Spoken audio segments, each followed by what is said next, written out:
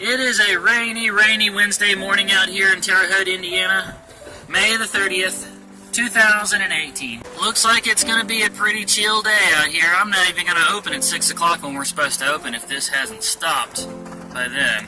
First place I'm stopping at this morning is Quare Donuts. It's a local favorite, according to the locals. They are better than Krispy Kreme or Dunkin' Donuts. Which is hard to believe because, of course, America runs on Dunkin', and according to the Power Rangers, the source of all life is Krispy Kreme. What's it called? It's a Krispy Kreme. The source of life itself is buried there. But we're gonna see. This is where I'm gonna have some breakfast. Even the door handles look like the square donut with the bite taken out of it. That's a nice little touch. This is all they've got left in their cabinet. Apparently, they are popular enough. They just make them at about 3 o'clock in the morning. And when they're sold out, they close up. Which they close up at 3 o'clock anyway, but if they sell out before then, they have no choice. They go ahead and close up at that point. The ones I have gone with are the strawberry and cream and apple pie.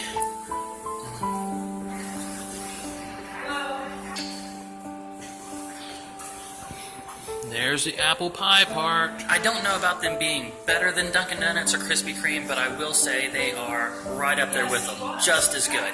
But there is something to be said for the square donuts, being that when they're square, you can actually fit more donut into a box, and the machines are more efficient. So there's something to be said for the common sense of it there.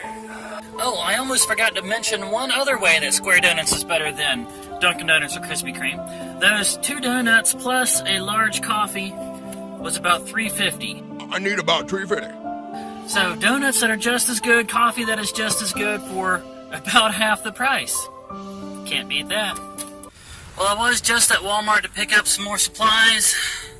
I just got a call from my neighbor that my tent is being destroyed at this very moment. I really hope it's not as bad as it sounded. So I'm rushing to get back to the fairgrounds and figure out what's happened to my tent. It's like I'm getting hit by every single red light. Other red lights. It's like every single one down this road. Well, there it is. Let's see what we got.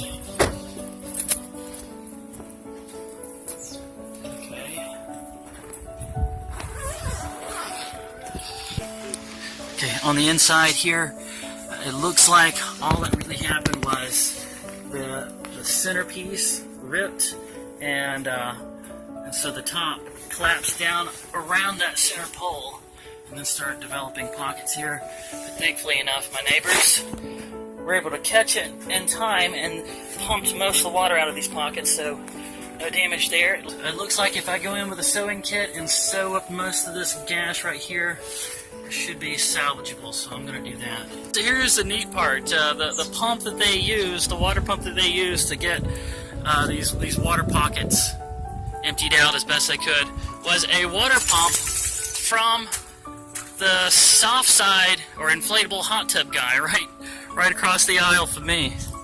So that was fortuitous. Borrowed the hot tub guy's A-frame ladder, and with the use of some vinyl thread that I already had, it's the wrong color, but it did the trick. And going up the ladder, here's what the top looks like now. It's just a regular hand stitch. Stitched it all the way across to the other side, a little bit on this side too. It feels like it should hold. So there you go. It's a zero cost repair. Just a nickel's worth of thread in the right place. And there it is, completely repaired. I got all the other stuff back in there. It's ready to open up for business at 6 o'clock because the sun is out. But hey, 6 o'clock is still about 2 hours away, so I'm going to go back to Walmart and finish my shopping. Darn it. Walmart, groceries acquired. And now I'm out here at this pilot because I really needed this. Wow. I feel human again.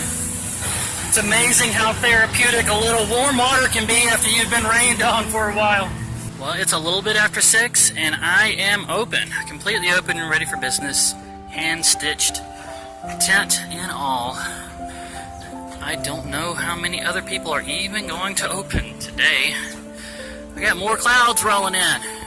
I'm in the middle of another drawing here, but I had to take a second and take another video of another rainbow. Not a double rainbow this time. It is Thursday morning now. Boy, yesterday was terrible. That was a one drawing day. That was a $35 day.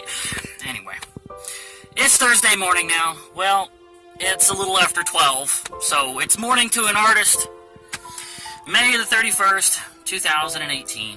And today my first stop is out here. A little locally owned coffee shop called Java Hut.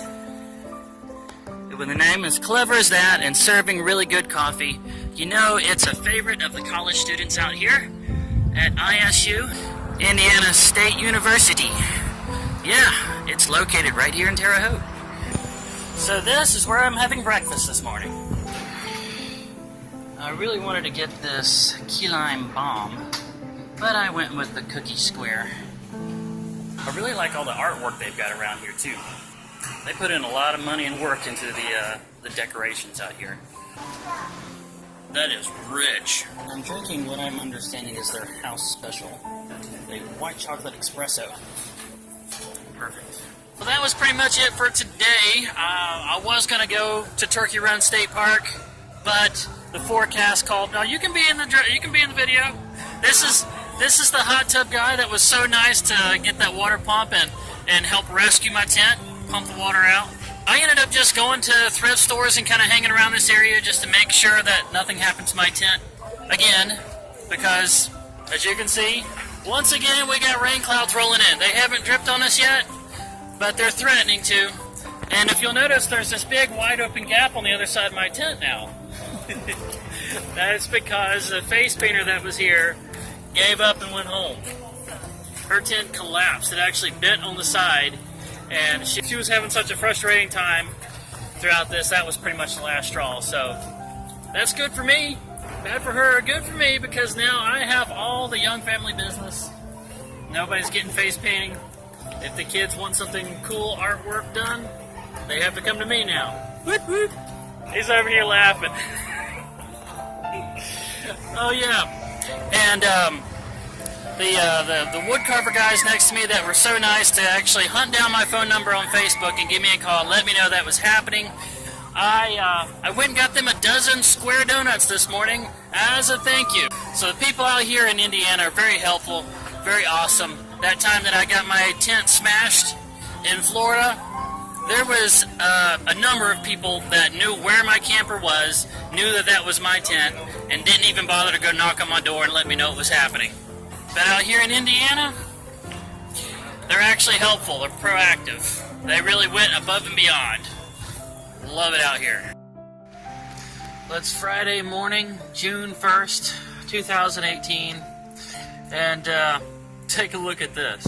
Somehow Nestor has learned how to climb all the way up, get it up the shelf, get in and amongst my stuff, start knocking stuff off, becoming a problem. Just like every cat should. What do you say, Nestor? You proud of yourself, little buddy? Well, it's a nice clear day out here, relatively calm, not a whole lot of wind, and really nobody here yet. So I think I'm going to cap this vlog off with one more attempt at flying the drone and getting some good footage. Hopefully, I won't lose it this time.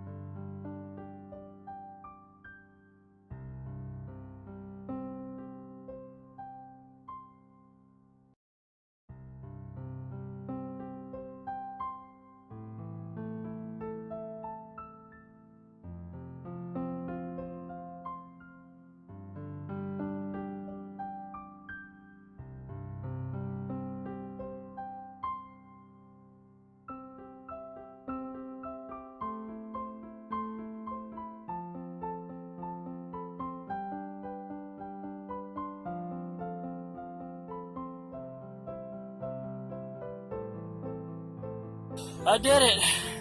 I got it back. I had to climb all the way up into this tree to get it. I wasn't even sure I was still capable of climbing trees. But I got it. I got it back. Wow. Alright, I think it's got enough juice for one more flight. Let's make it a good one.